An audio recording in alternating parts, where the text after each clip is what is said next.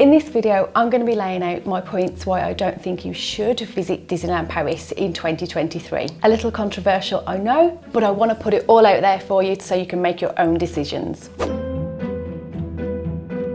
My first point would be, there is no official opening dates for the new parks to be added into Disneyland Paris. So that's the Arendelle and Frozen Land and, fingers crossed, the Star Wars land. They've given us years, so 2025 and 2026, as potential opening dates, but no official dates. And Disney won't release those official dates until they are completely comfortable. So if you are looking to visit while those parks are there, maybe hang off, save a little bit more money and go when those new sections are open.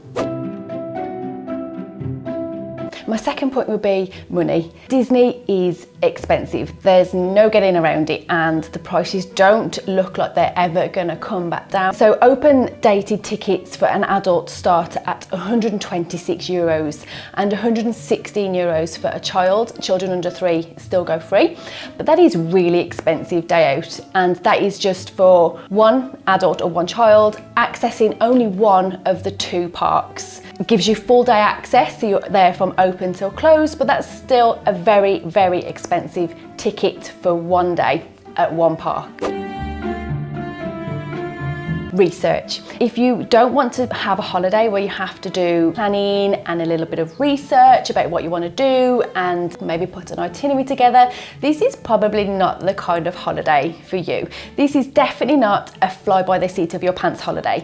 You do have to put a little bit of planning and preparation into going, so you know exactly where you want to be, have an idea of all of the shows that are there and plan which ones you would like to do. Plan if you would like to meet any characters or if there's a particular ride that you want to go on. You also need to know the heights of your children before you go, so there's no disappointment if they're not quite tall enough to go on them. So Air Twins just under the height to go on Hyperspace Mountain, Indiana Jones ride, which was a little bit disappointing last year. They still don't quite meet the height requirement this year, so fingers crossed, potentially by the end of this year or next year they will definitely be able to ride those rides. But we anticipated that before we went and avoided those queues and that ride and talking about it in the first instance.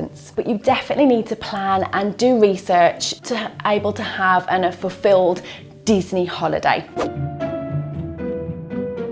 My last point for this video would be crowds. Now, Disneyland Paris does not experience crowd levels such as Disneyland in California or Walt Disney World, but the crowds are still there and mainly visible, or you feel a lot more of it when you're watching parades, the illuminations and the fireworks, or if you want to go on the popular rides, which is all of them really, but the popular ride. But when we visited last year, we saw for the first time the signs being put out to say that both parks were at capacity.